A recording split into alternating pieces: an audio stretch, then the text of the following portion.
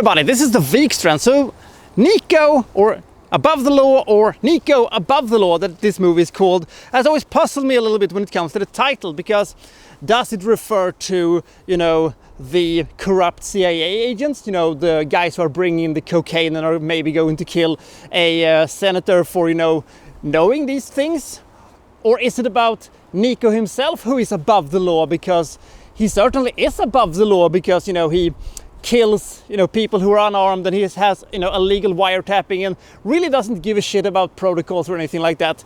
But Steven Seagal also says at some point that, you're not above my law, and since you're not above my law, I will, go after you and kill you and stuff like that, which, happens in all the Steven Seagal movies.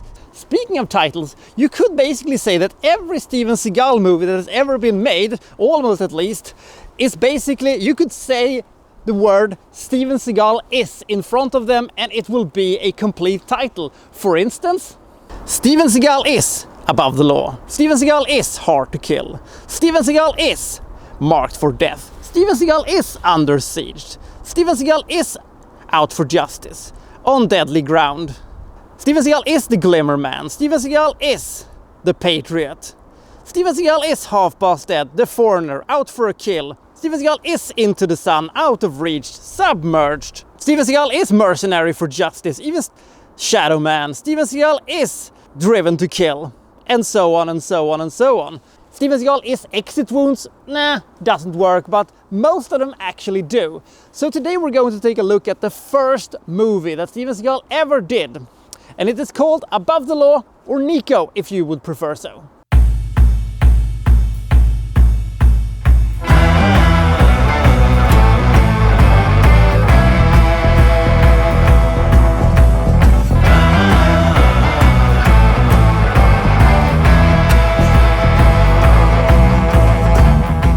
Movie starts in a very confusing way. It feels like they've stitched a bunch of movies together that has no connection with each other than it has been narrated by Steven Seagal in the most monotone way possible.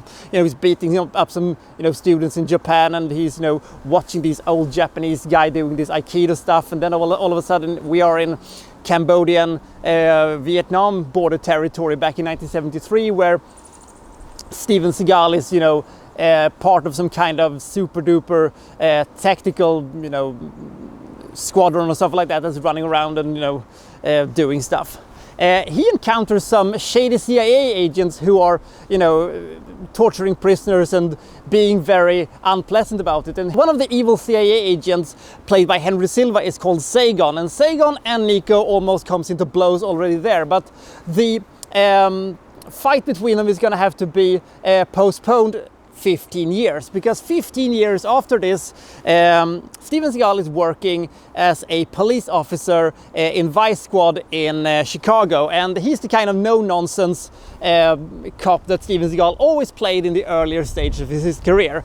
Doesn't wait for due process. If you disrespect him in any way, he will go to town on you and open everything that is closed and close everything that is open in your face, essentially. It doesn't matter if you, are mildly disrespectful to him in a bar, or if you just show up and threaten him and stuff like that. Instant murdering of you will be the result of that. And he finds out that there is a big shipment of cocaine that is coming in, and he finds out that good old Sagan is behind it. He also encounters his good old frenemy Nelson Fox, who is very inconsistent of whether or not he's a good guy or a bad guy, or if he's a good guy that turns bad or a bad guy that turns good, or if he's a double agent, or if he lied about being a double agent. Thanks, by the way, one of very few things that are good about Indiana Jones and the Kingdom of the Crystal Skulls.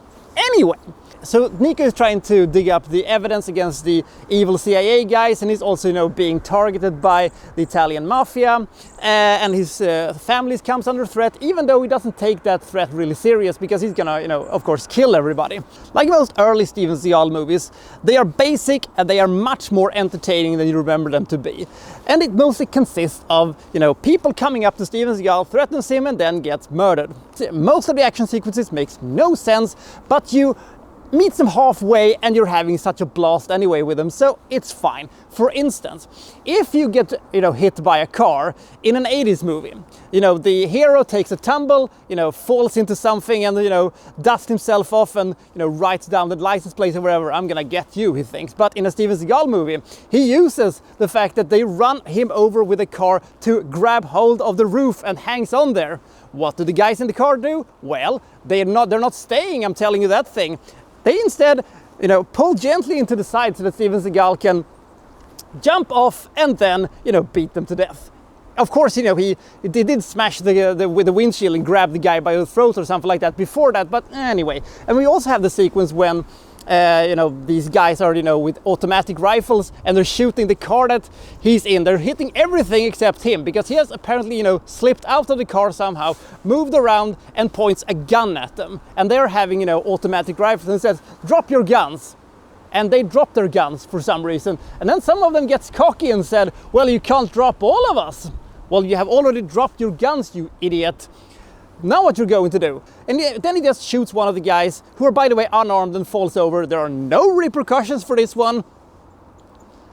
But I don't care because it is so entertaining. There is also a reptilian part of my brain that always finds these sequences incredibly satisfying when, Steven Seagal is walking there, and then it comes, the mafia guys, and then they walk out and says, I have this gun and I could shoot you, but I'm gonna let my guys, kick your ass first. You're just standing there thinking, oh, you are going to get in so much trouble. And then Steven Seagal killed all of them, and then he starts chasing the guy. And you also get to see the most wonderful things you've ever seen. Steven Seagal running. It looks hilarious. I can't describe it, but once you've seen Steven Seagal running, you will never ever forget it. It is beautiful. The movie moves us around in a rather nice pace, and apart from Steven Seagal, there aren't really any characters here to attach yourself to, even though we have actually Pam Grier as his partner. Good!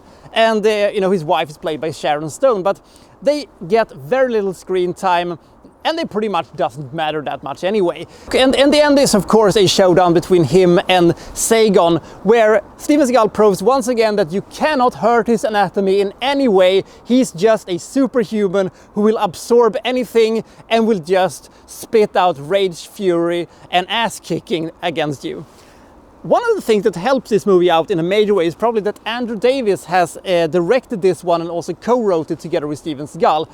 He's a pretty good director who has done a couple of very good movies over the years, so it's always good to have an experienced, good director at your side. It always brings out the best in these kind of one-dimensional action stars that Steven Seagal is. And at this point, he really was a star. He really was somebody. At this point, he was like 15 years away from, sad old fat Steven Seagal that couldn't move and couldn't act and couldn't do anything, was just in bad movies that make this movie absolutely fantastic in comparison. So should you see Above the Law? Yes, I think you should. If you've never seen a Steven Seagal movie before, this is a very good movie to start, because here all the cliches from a Steven Seagal movie is fresh and new, and you'll experience them for the first time. Because if you like that sort of thing, you can see other ones, but I wouldn't see any movies past 2001. That is when the quality drastically dropped. But comparing this one to other Steven Seagal movies, I think that Under Siege, Marked for Death, Hard to Kill, and Executive Decision are better than this one. But it's up there with his best movies, even though the term best movie and Steven Seagal is two phrases that doesn't really rhyme together that much. But it is a simple, entertaining 80s action movie with all the cliche that goes around with it, and all the cliche that goes around with a classic Steven Seagal movie. And Steven Seagal is of course a terrible actor, but in this case you didn't know exactly how terrible he would get later. Here he's actually pretty decent considering what he would do later. But Nico, Above the Law is a pretty good movie. Even though the action sequences are illogical, and even though the action sequences are dumb, I kind of like them, and I kind of like this movie. I give Above the Law 57 points. It is an entertaining, uncomplicated, fast-paced action movie from the late 80s, and if you like that sort of thing, I think you're gonna like this movie quite a lot if you haven't never seen it before. So which Steven Seagal movie is your favorite? Comment below and I'll see you next time from, well, so-and-so reviewing, well, such and such. Thank you for watching. Thank you very much.